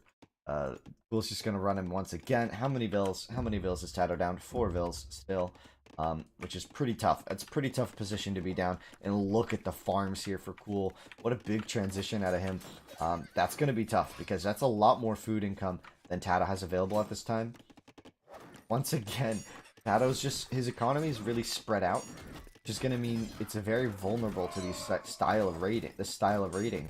And if he doesn't change the game plan, doesn't change how he prepares for this, then there's no reason for Cool to stop. Because every time he kills a Vil, it's just going to slow TaToH down more and more. And it's extremely, it's annoying to play against, yes, but it's extremely effective tactic, and pulling it off is very difficult. Pulling it off is very difficult. Oh boy, 5 on 5 here.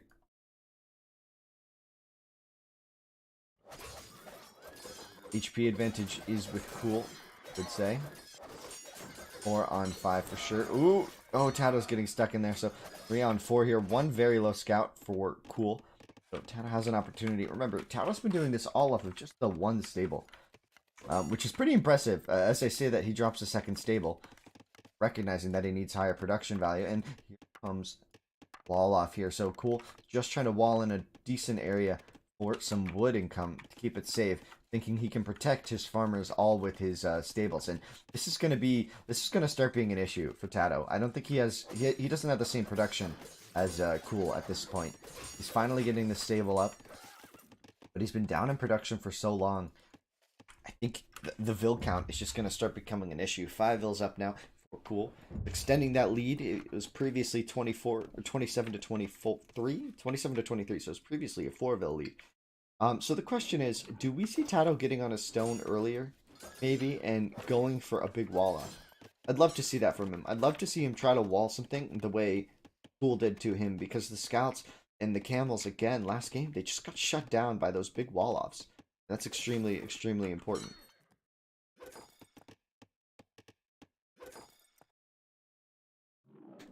Scouts running all over the map here. But yeah, this is where Cool's production is a little bit ahead. Once again, he's a few scouts ahead, especially with that group of 3 in the back here. Gonna run right into that wood line. Oh, with the quick walls. Yikes, he messed it up. Oh, no, but I guess he got it enough. Okay, so he did get the quick wall off, although he chopped through that side after the quick wall. Ooh, I don't know. This is a lot of scouts. This is a deadly number of scouts. He can really start killing Vils here, so he's going to keep running this ego. He's going to just keep running. It looks like he actually dodged back. Going to give TaToH the opportunity to run into his economy. Again, that stone wall might be up in time. I think Cool's going to have a full wall off before these scouts get there. We'll see if TaToH's able to do something with that. as several more villagers go down on this front side here. This is looking pretty grim for TaToH. I don't think he can overcome this at this point. 33 vills for Cool. Uncontested food. Cool. Actually, I say that maybe I speak too soon. There are 2 healthy scouts in this group. So there's a chance that he's able to really take a good fight here. Not uphill, though. Probably best to fight these farmers. Is also going to give Cool a chance to maybe scramble some vills to that line and fix that up right away. Oh, as he gets in onto the wood line, TaToH overchopped. He could pick off 2 scouts here if he fought with his other scouts. He's going to fight Vill on Vill as 2 scouts come into the back line of the food line, forcing them out into the forward position, and TaToH's going to not be in position to deal with this. His scouts are idling against the stone, and now so many vills going down for TaToH as he fights against this wood line pretty effectively, and he's going to make a run for the farms here, and he's going to just see how many farms his opponent has had going this whole time. I mean, this is a pretty good fight here for TaToH. It doesn't look like Cool's noticing this just yet. He's building up at home. He's going to have to deal with this eventually. Looks like Cool looked away at the wrong moment. He's not fighting with his vills. So TaToH's getting a really good engagement there. And now on this side of the map, though, Cool is going for the killing blow. Looks like he's got the numbers to do so. Although TaToH's kicking slightly a better fight, I'd say, in terms of keeping his scouts active, but now Cool is renegotiating. He is trying to fight for the hill. They're going for the hilltop, and now TaToH is going to hold it for now, but Cool is trying to wrap around with several of the scouts as he pushes up. And now TaToH in a decent position. I can't tell it's too close. There's the GG being called. His aggression onto the farms didn't pay out, and he's just going to call it. I think you have to look at the vill counts there and see that, I mean, Cool was just too far ahead. And TaToH, I don't think he was going to win that fight cleanly. If he wins this, it's tenuous. Yeah, 2 of these scouts are about to go down. He's got 2 more very hurt ones. I think, yeah, TaToH wins this fight, but, I mean, he can't stop the flood. Can't stop the flooding. Oh, I missed this. And I think maybe TaToH did as well. He lost his whole wood line. He lost his entire wood line to those 2 scouts that got in early. Which is just too many vills. Too many vills going down. GG, indeed. A very quick one that time around. You know, last game went on for quite a while. Here we have a slightly quicker one. Game 4 now.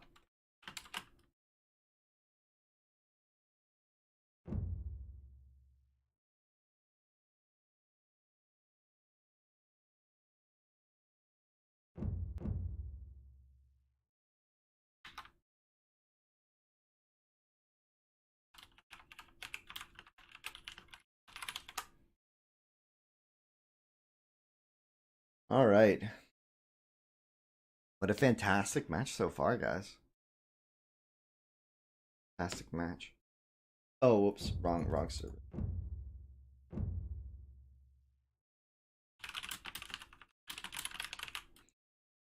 We were doing, so he's up 3-0.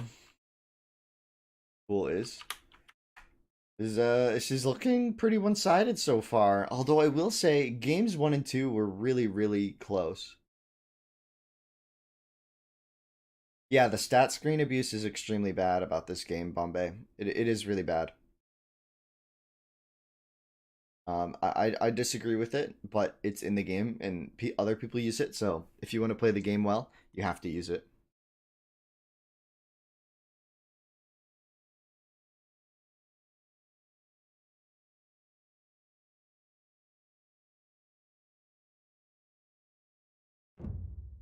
Now in TaToH's matches against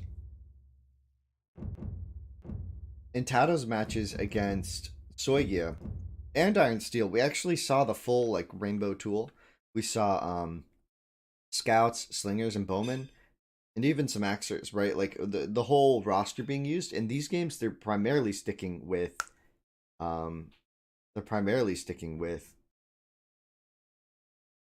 these scouts, which is interesting because usually you put in a couple bowmen and it forces your opponent to make some slingers, and maybe they put a vill on stone. You know, it's like there's this kind of metagame behind what unit you want to make and what it forces your opponent to do. Like a good bowman place, like a good range can be really powerful because it can, like 5 bowmen are really, really good against scouts.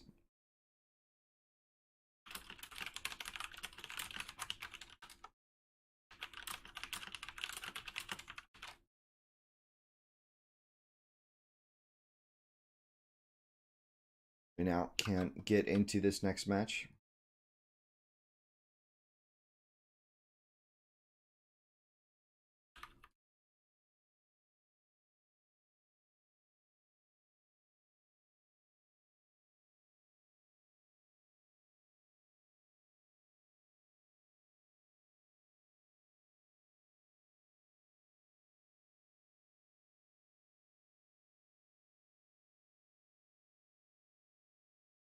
Yes. Yes. Start the game already. Yeah, I agree with you there, Hillberry. If you make your economy really tight, like around one storage pit, and then you put your farms right next to it, and then scouts have a harder time approaching, right?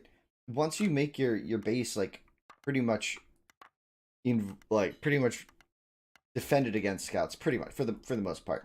It's hard to make it perfectly defended against scouts, but once you get to that point, you can have a really nice. Once you get to that point, you have a very good opportunity there.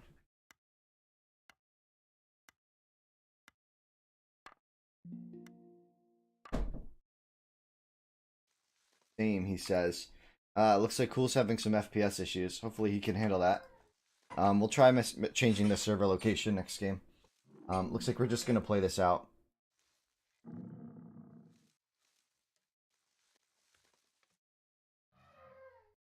I don't see the lag symbol next to his name, so it's certainly on his side. This isn't a lag issue. This is his PC issue, which is a shame. But I mean, I can't do anything about that. He's got to play. He's got to play. You know what I mean?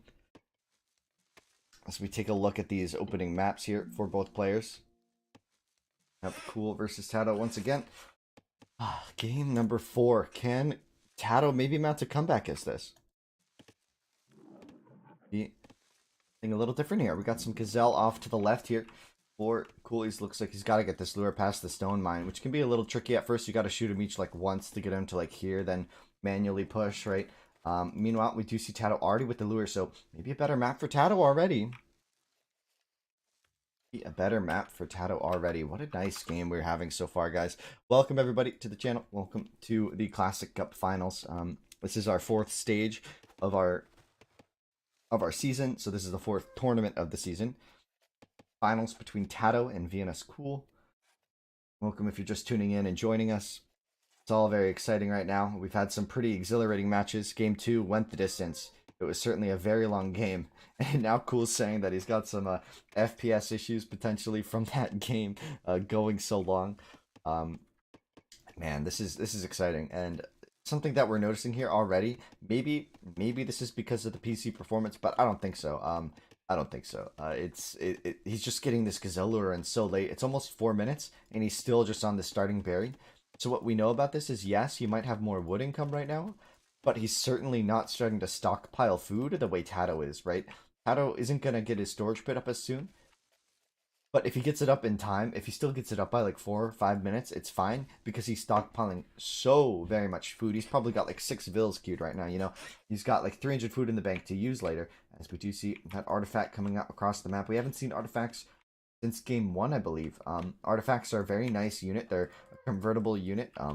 It changes to the closest unit, kind of like the sheep in AOC, but it doesn't do anything in Conquest, right? If you play on the standard setting, getting all of them will start a countdown like the Wonder might, but in this situation, in Conquest, it's very efficient to use as a scout. It has a very small line of sight, but it's still giving you a good idea, especially on a map like Oasis. It's going to give you a good idea of that surrounding. I have never seen an Oasis with the water like this.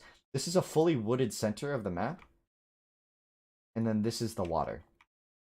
This little puddle is supporting this huge ecosystem. Just like in theoretically, that's like not even possible. Well, whatever. I'm not going to get into the theory of water versus trees here. I'm going to assume maybe it's a big underground pool. I don't know. Like there's a lot out. It's a big water reservoir, and that's just the peak of it. You could go cave diving there. Really cool. Anyway, back on track. Back on track. We do see Cool pulling in that first elephant for himself, looking pretty good. Man, This is interesting. This is interesting. So Cool's just now getting his wood put up, and he's starting to get these gazelle onto this stone mine. Now he will have, or to the storage pit rather. He will have his stone easily accessible. So maybe we're gonna see slingers from him this game. I think that has to be his play here. I think he might be too late to really do scouts efficiently, and I think the direction that this artifact came from could be enough for TaToH to know to go this way with his first Vil. I'm seeing it. We're seeing that Vil go forward. I think TaToH wants to apply pressure this game. He's sick of not being the one applying that pressure early, and he's going to be going for it himself this time around. Very interesting plays. Let's see how this villager handles this situation. Goes back towards the bears. Hmm.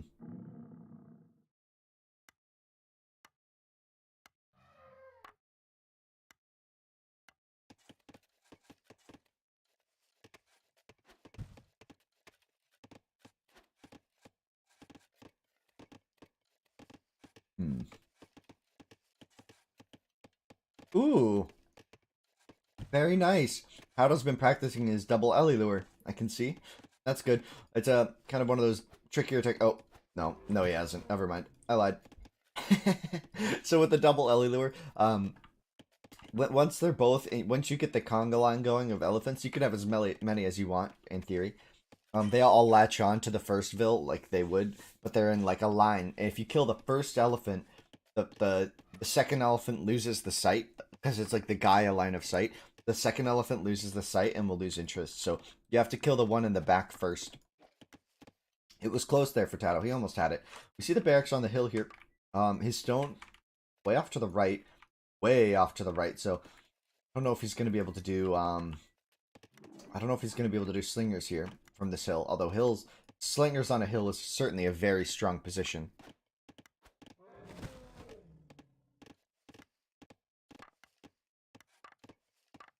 See, did you see the double stable and again the wall off from TaToH? Or, sorry, the wall off from Cool. Once again, really smart play here. I really like what he's done with this.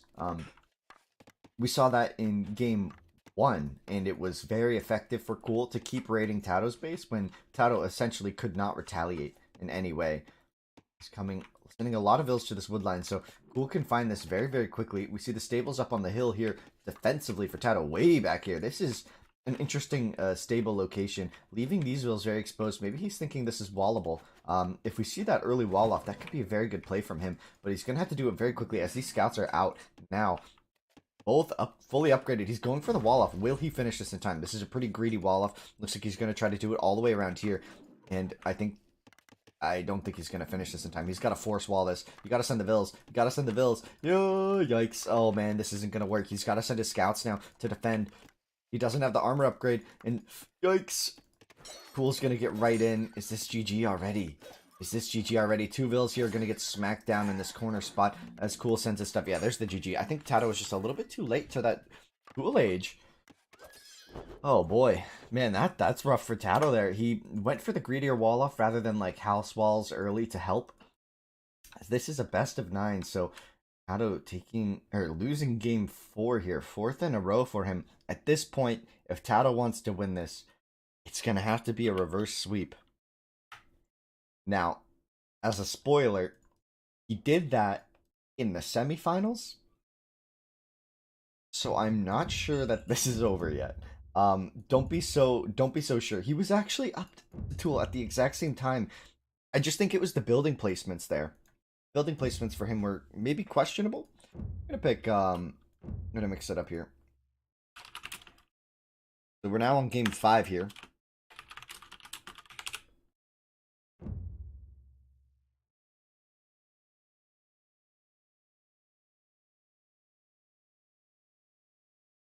I think the big issue there for TaToH was the location of the stables not covering. Like, he split his economy in half, and he just didn't have like an army around to defend him.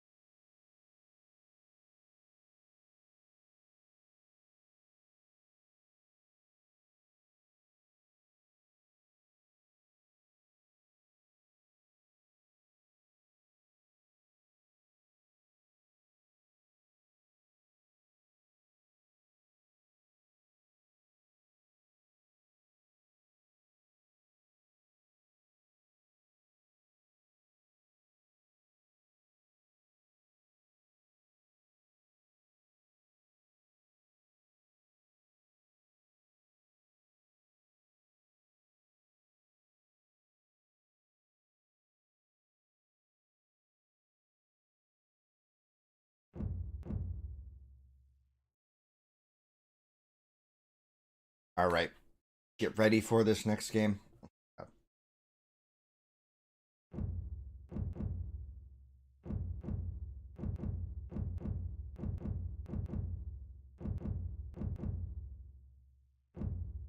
All right, let's see how this goes. Will TaToH be able to survive this scout rushes from Cool? Cool's been pulling it off pretty nicely, 2 games in a row now. Man, after game 2, I thought we were going to have maybe a bit of a longer series. I thought TaToH may have had a chance to swing the momentum in his favor. See game 5 here. TaToH drops this game. It is all over for him. Now we have Cool TaToH game 5. I just said that twice in a row. Now, he does have a really nice gazelle, triple gazelle here. So TaToH's got plenty of food on his map already, and I haven't even spotted elephant, elephant, elephant. This is a great map for TaToH. Seed, is Cool going to try to call a restart on this map? No, he probably shouldn't. He's got his gazelle to the left, and he's got an elephant way off to the left. Easily noticeable, though, if he scouts out this whole wood line. Meanwhile, there are some gazelle to the right side. He's got a nice little defendable patch there. No artifacts this time around, so you'll notice on our map, on the mini-map, there are no little white dots, the Gaia artifacts, right? Those artifacts are what let Cool build his stables in that direction last game. He sent the artifact around, it got spotted by TaToH, and then bam, and bam, bam, bam, he found his opponent. Scouts got right in there, man. That was a quick game. Very reminiscent of his matches of TaToH's matches against Soygia, the first 2. In which he had a really difficult time the first 2, and then it's like he just like kind of woke up, it seemed, and then started to really dominate. But I don't know, Cool's been playing this series like so precisely. It's kind of scary how efficient his micro is. Kind of scary how efficient his micro is. And also at the same time, his macro seems to be on point. I feel like TaToH's micro has been a little bit better, as shown by, like, most of the time it feels like he has a slightly better KD. But at the end of the day, the macro for Cool seems to come out on top. He has the right overarching game plan, and it looks like TaToH's, like, prepping for each stage kind of as it happens. I'd love to see TaToH with maybe a faster bronze this time. Ooh, excuse me. A faster bronze this time around, because he hasn't really been getting those. He hasn't been getting the significantly faster times. I think we're going to see just the 2020 Vil count once again.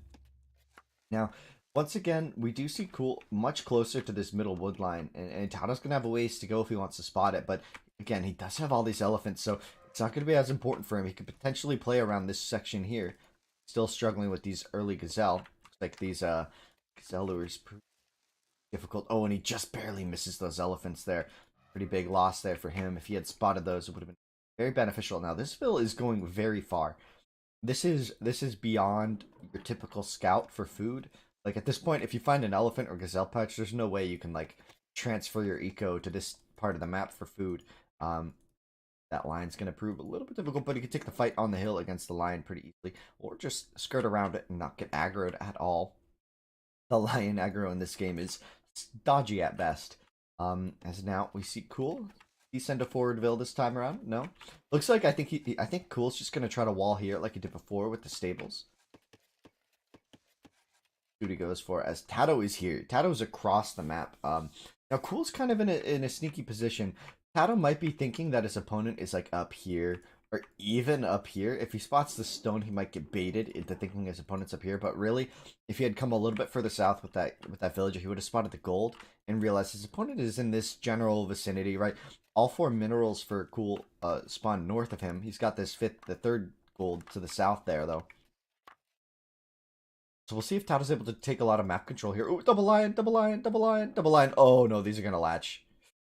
House check. Oh, lag for TaToH. Again, the lion aggro is dodgy at best. So at what point does TaToH just build? At what point does TaToH just build? I think he needs to decide. We're at 19 Vils. It's not quite time for that first barracks, but he should be nearing it pretty soon as he's just getting that storage put up. Maybe a bit later than Cool did, but Cool's already on that center wood line, so one line is much more efficient. It'll last a lot longer here for him versus TaToH's little scrawny wood patch here, which is going to be kind of annoying. Although TaToH does have stone right there, easily walkable, as he is grabbing that elephant, so he did find some of them at least. Missing the 3 to the left, just narrowly. We saw that Vil almost find it, and here's that house coming down. Looks like maybe a barracks on the minimap, but here we go. No, can he turn this series around with a win? Can he turn this around with a win? I honestly don't know.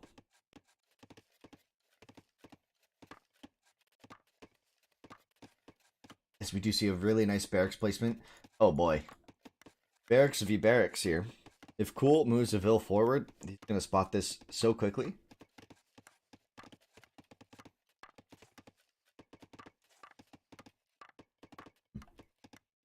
Oh. Oh. There's no way he sees it yet, right? TaToH's going to know he's in the right area. I don't think... Now, Vils see 3 tiles. I don't think this is seen. I don't think... Maybe it is, though. I think it... Does he see this? I actually don't know. I don't know. That could be my game knowledge lacking. Oh, he certainly sees that clever just now. As that second barracks goes down. So, TaToH's looking for a fast and dirty axe rush here. So this is a change of pace here. And I love what I'm seeing. This change of pace, and I don't think Cool knows. He's doing stables. I don't think Cool knows about this. This axe rush is so dirty. It's right there. You could stop the stable. You could stop the stable. Oh my gosh, TaToH is going to be there. Although he isn't up to tool yet. Never mind. TaToH's not tool yet, so these clovers aren't going to get upgraded. You can't fight this, man. You can't fight this. These villagers win this so easily, so handily. Look at the HP. 40 with 3 attack versus 40 with 3 attack. A Sumerian villager is the same as a clever. You need that tool age upgrade. You need the armor, and you need the pressure coming in. So what I'd love to see from TaToH is a thick wall somewhere. Like a big boy wall behind this axe rush so that if it fails, these scouts can't just turn the game around. Because remember, at his expense here, TaToH has absolutely no defense. One scout going around the map is going to be very dangerous for TaToH. You see the market coming down back at home so he can do farmers. And here's the fully upgraded axe. Oh, no damage upgrade just yet. That is okay, as we do see the armor on these scouts as well. No damage upgrade for Cool either. Prioritizing that armor upgrade as we see the stable going up in the back here. That wall off coming in for Cool on the berries. It looks like it's going to work. He's going to wall in nearly every villager. But TaToH's got a Vil here. He can also transition into some slingers. Maybe a range for some bowmen here. Could be very nice, but he's got to keep this villager alive. If he loses this Vil, this rush is going to be falling flat on its face. It's going to have to transition to slingers, which are also countered by scouts. Cool isn't going to get farms, though. This is a very big difference here. Is TaToH's going to be on his farms here. This is a very powerful axe rush here. Is it fully walled? Yeah, TaToH might get baited by this little corner patch here. It looks like Cool's going to spot it, though. One more stone wall tile here. I'd love to see some slingers here from TaToH, but he's got to protect the slingers from these scouts. I don't think this aggression is going to pay off the way he thinks, and here comes that little bit of wall off from Cool. Now, oh, watch the Vil! Watch the Vil! No. Oh, this Vil is so important to this rush. It's going to give you options. It's going to give you options. You can't lose this villager. Cannot afford to lose this Vil. Now, the food for Cool is his problem here. He only has this food. He's going to be able to fit maybe 3 or 4 farms into here. If TaToH maintains this pressure, as Cool notices this, and he's going to try to do a run. He's going to try to run, but with the slingers in the back, he's got to keep some scouts at home to deal with these slingers, because these slingers could break through the walls eventually. You could bust down the Vils slowly. The pressure is here from TaToH now. 2 scouts out to defend, cover the slingers, and TaToH might have a good position here. As he opens up his wall to go to the right side of the map, he's going to find some berries there for himself to use. The pressure comes in still once again onto the storage pit. The clock is ticking for TaToH, though. He's got to attack effectively before his base is ripped apart by these 2 scouts.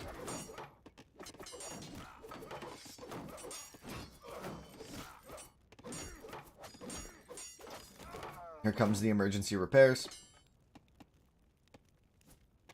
And that's just going to fix that storage pit right up. So, once again, the slingers just aren't in position to chip away at these Vils whenever they do this. I think it might be better to attack a wall tile here, TaToH. If he keeps attacking the storage pit, it's so easy to fit all the Vils at once. Whereas if you attack the wall tile, it's a little more vulnerable. Now, scouts can't really fight axers here. The aggression has come in across the map now. No villagers have died yet. Remember, one of these scouts is very damaged, so maybe only a Vil or 2 will go down here against this, but this is just going to get microed forever, as same will happen on TaToH's side. Now remember, the repair is actually very expensive in terms of wood, but Cool has no other real costs, right? He's just got some bills. He has another granary though for farms, so this might actually work in his favor. Now the slingers in the back here are going to be the really annoying thing. He can slowly work away at this. I would have loved to see him actually focus down maybe the stable. I don't know. Pressuring the villas is so important, but 2 more scouts are coming across the map here, and this is where things are starting to get dicey for TaToH. This is becoming a significant number of scouts. He hasn't pushed his opponent off of food just yet. It looks like he's about to get in on this wood line here. But here come the emergency repairs once again. Actually, no. Does he get it? This is tight. This is a tight window. Are the slingers attacking the vills? No. Slingers are attacking the building, not the vills. And here comes just such a huge engagement here. Oh man, this attack from Cool is going to be deadly onto these farmers. The scouts working in Cool's favor this game around, it seems, as I don't think TaToH's going to bust through here in time. It's too difficult with the repairs from behind. He's going to keep pressuring these vills, but he hasn't gotten on top of these farms yet. There's too much eco to the right side of this. This is only 5 villagers now. There's only 5 vills.